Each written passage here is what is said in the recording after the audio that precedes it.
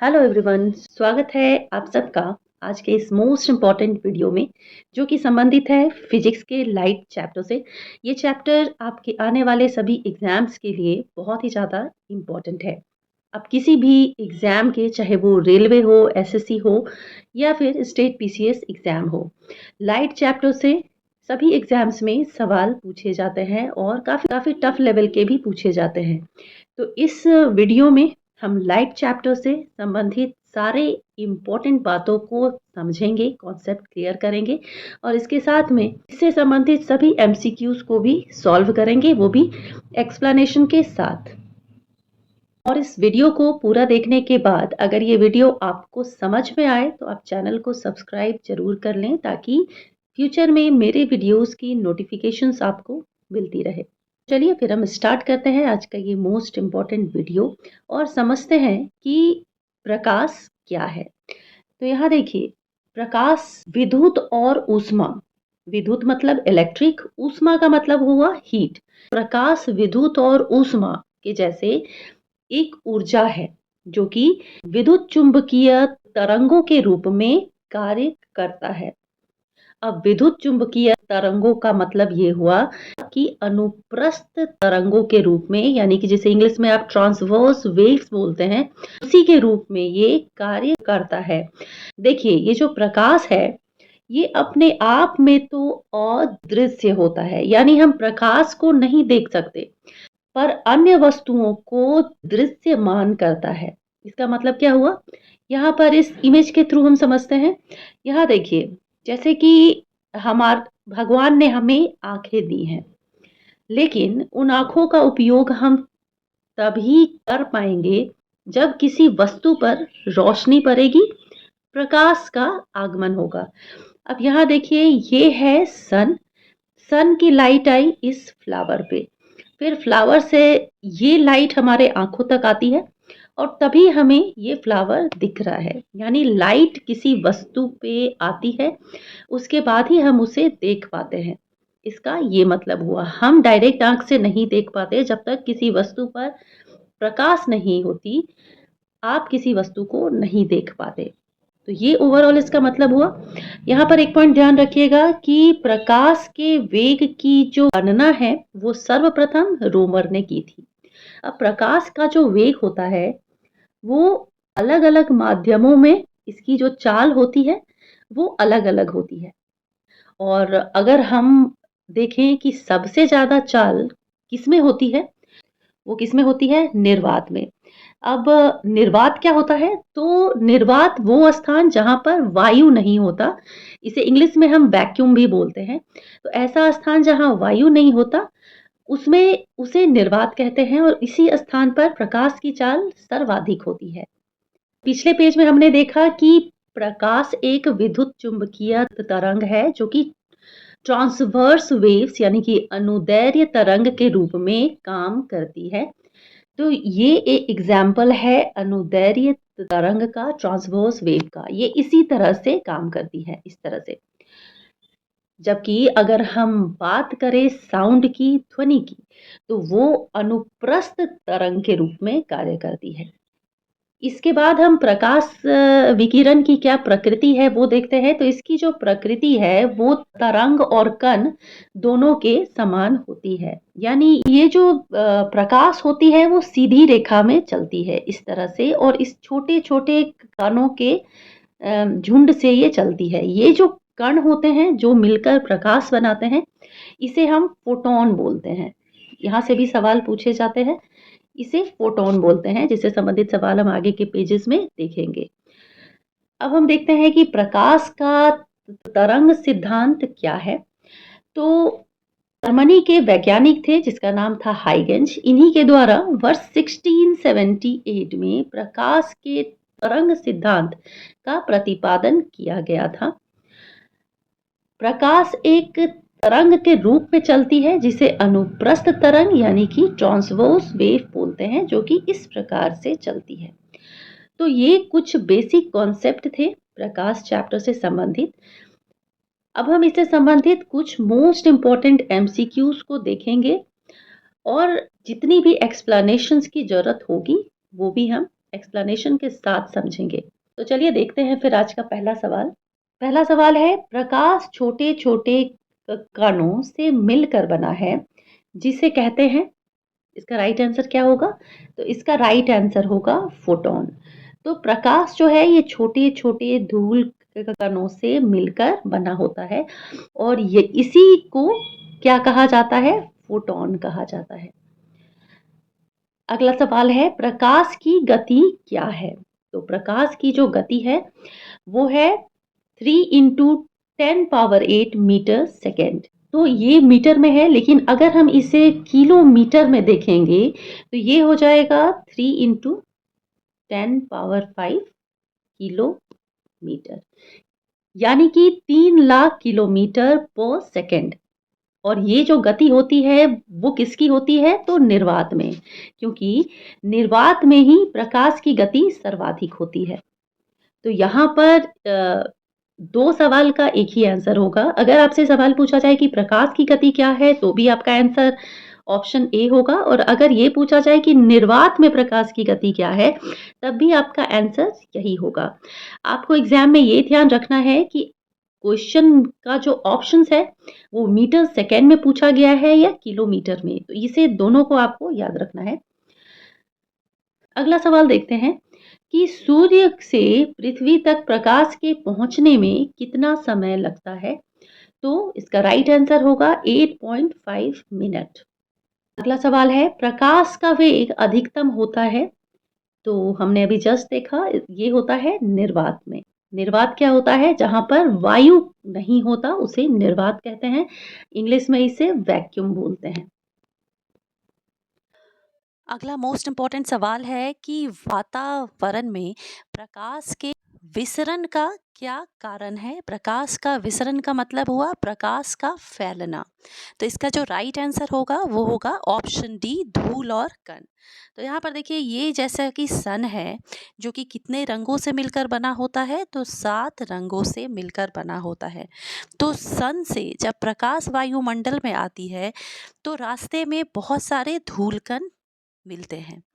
ये हो गया आपका धूल कण, जिसे क्या कहा जाता है? फोटॉन कहा जाता है। तो ये धूल कण से टकराकर और प्रकाश का फैलाव होता है।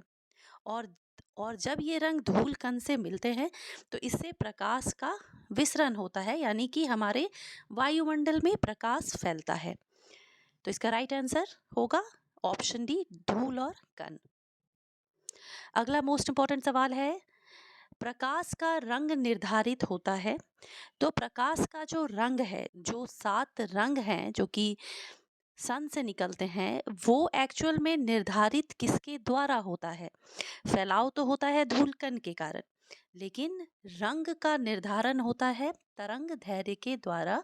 तो इसका ऑप्शन ए राइट आंसर होगा, तरंग दैर्घ्य, जिसे आप वेवलेंथ बोलते हैं इंग्लिश में। तो जितने भी 7 रंग हैं उन सब का जो वेवलेंथ है वो अलग अलग होता है। अगर हम देखें कि सबसे ज़्यादा वेवलेंथ किसका होता है, तो वो होता है लाल रंग का, और सबसे मिनिमम जिसका होता है वो होता है बैगनी रंग का। तो बहुत ही ज़्यादा इम्पोर्टेंट क्वेश्चन है। चलिए अगला सवाल देखते हैं। अगला सवाल है कि प्रकाश की जो गति है वो किसके बीच जाते हुए न्यूनतम होगी? तो इसका राइट आंसर होगा ऑप्शन ए, कांच। तो प्रकाश की गति कांच के बीच जाते हुए सबसे कम होती है। और अगर हम देखें कि सबसे ज़्यादा किस में होती है, तो वो होती है निर्वात में। निर्वात क्या होता है कि वो स्थान जहाँ पर वायु नहीं होता, उसे हम निर्वात कहते हैं। तो प्रकाश की गति सर्वाधिक होती है निर्वात में, और सबसे कम किस में होती है? तो कांच में होती है।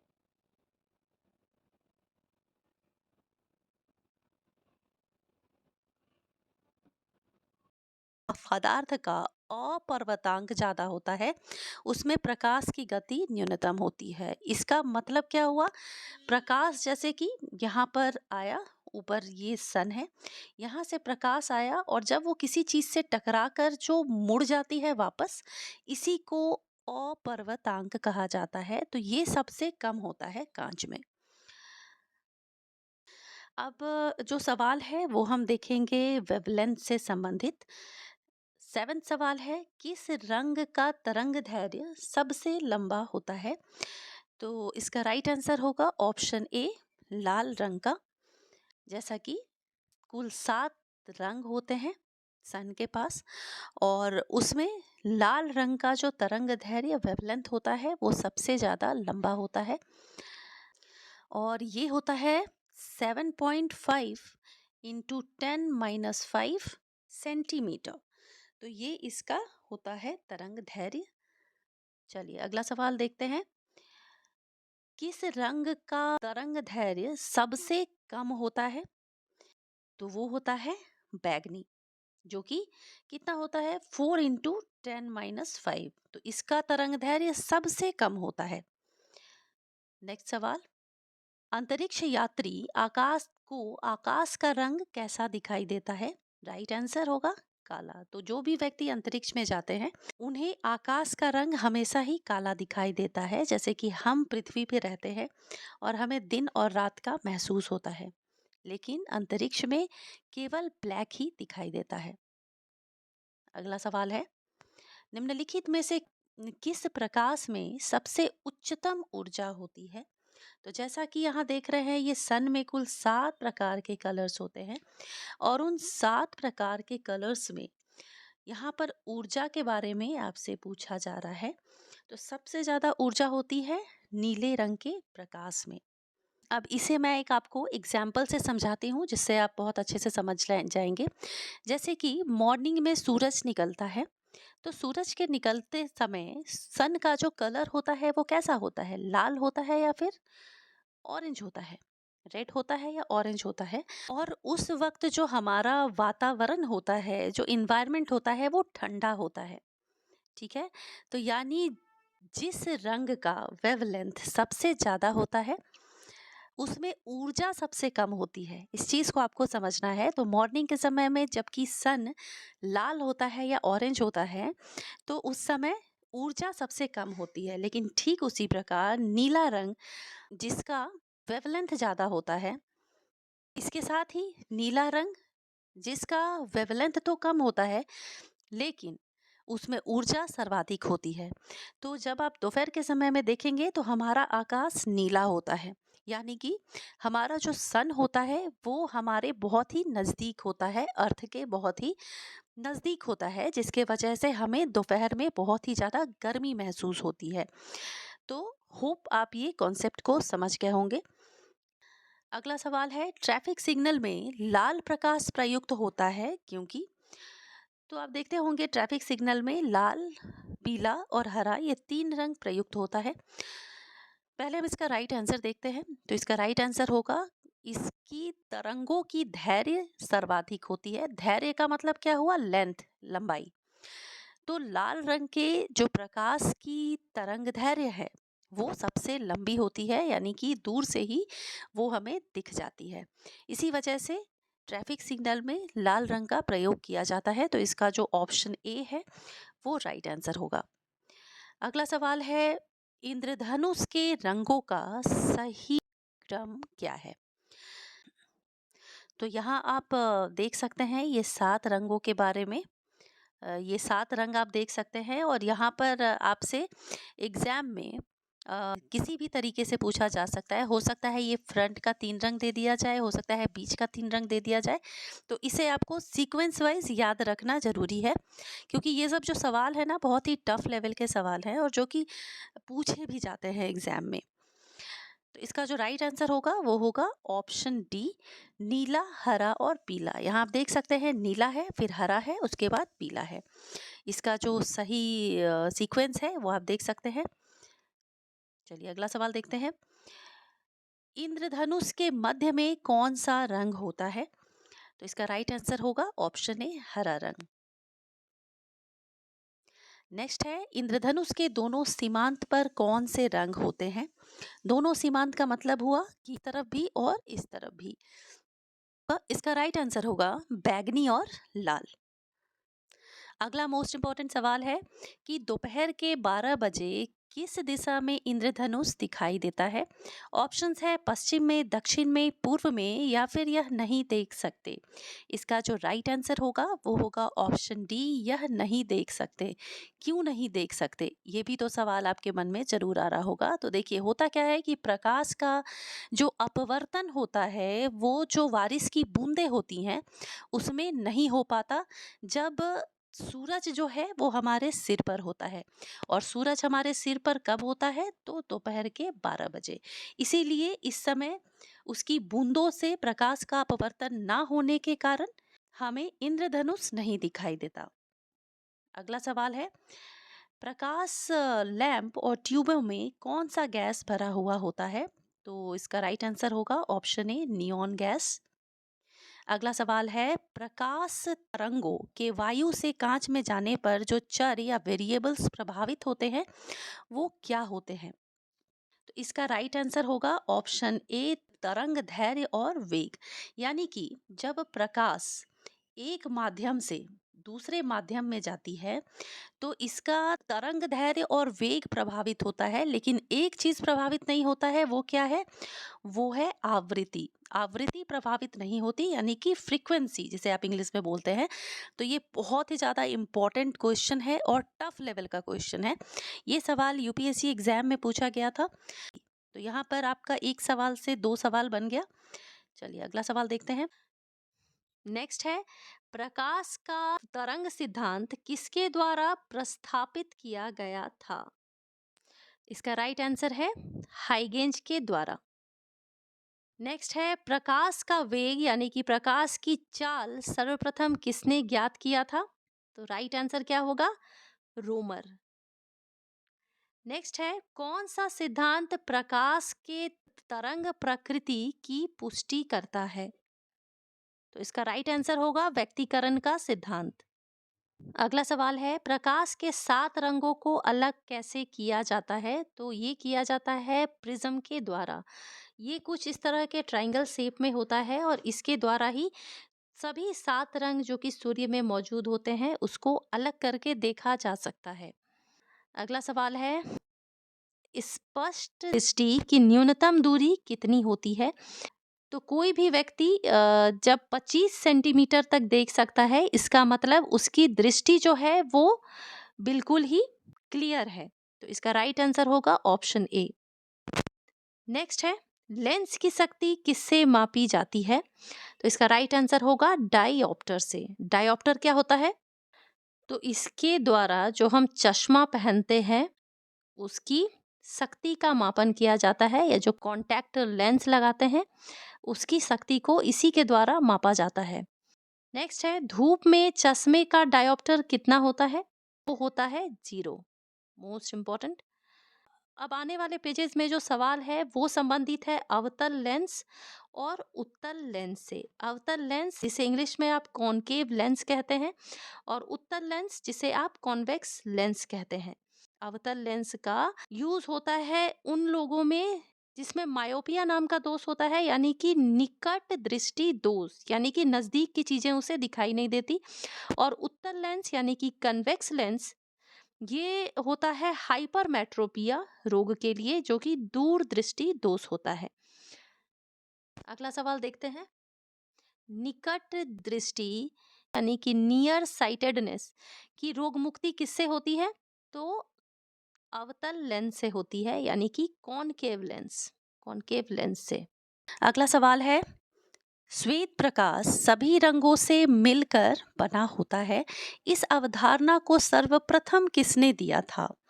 तो इसे दिया था आइजैक न्यूटन ने। ऑप्शन ए इसका राइट आंसर होगा। तो न्यूटन ने ये कहा था कि जितने भी 7 रंग हैं वो सफ़ेद रंग से मिलकर बने हैं। और इसकी पुष्टि कैसे होती है? अब ये जो प्रिज्म होता है, ये आप प्रिज्म है, ये सफ़ेद रंग का होता है और इसके द्वारा ही अगर आप सूर्य के 7 किरणों को देखना चाहें तो आप देख सकते हैं। अगला सवाल है, कटा हुआ हीरा क्यों चमकता है? तो इसका राइट आंसर होगा ऑप्शन ए, पूर्ण आंतरिक परावर्तन के कारण कटा हुआ हीरा चमकता है। अगला सवाल है, कौन सा लेंस उस पर पड़ने वाले प्रकाश को अभिसारित कर देता है? यहाँ पर देखिए, यहाँ अभिसारित का मतलब होता है प्रकाश को अंदर की ओर मोड़ देना।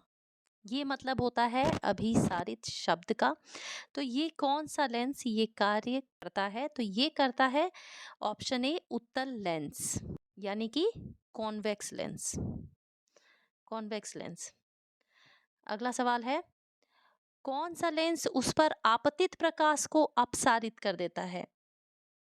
इसका राइट आंसर होगा ऑप्शन ए अवतल लेंस, यानी कि इंग्लिश में जिसे आप कॉनकेव लेंस बोलते हैं। अपसारित कर देने का मतलब क्या होता है? प्रकाश को बाहर की ओर मोड़ना, इसे अपसारित कर देना कहते हैं। आज के वीडियो का लास्ट सवाल है, जो कि है जल के भीतर वायु के बुलबुले का चमकना को क्या कहते हैं? तो इसे कहा जाता है पूर्ण आंतरिक परावर्तन। तो यहाँ पे समाप्त होता है टॉप 30 मोस्ट इम्पॉर्टेंट क्वेश्चंस। ये सभी सवाल बहुत ही ज़्यादा इम्पॉर्टेंट हैं, तो एग्ज़ाम देने से पहले इन सभी सवालों को पढ़ के, याद करके, समझ के ज़रूर जाएं। काफ़ी फ्रूटफुल रहेगा आपके सभी एग्ज़ाम्स के लिए। तो मिलती हूँ अपने नेक्स्ट वीडियो में एक और मोस्ट इम्पॉर्टेंट टॉपिक के साथ। टिल देन आप अपने लक्ष्य तक डटे रहिए।